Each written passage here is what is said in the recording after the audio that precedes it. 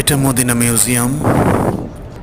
তো এর বাইরের সাইডটা খুবই সুন্দর, খুবই আকর্ষণীয়, চোখ আটকে যাবার মতো।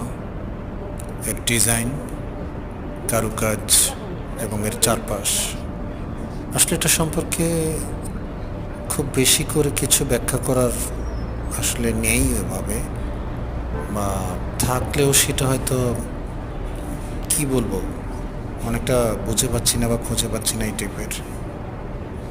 তবে শুধু দেখতে হবে, এটাই কথা। দেখতে হবে, দেখে এর সৌন্দর্যকে অনুভব করতে হবে।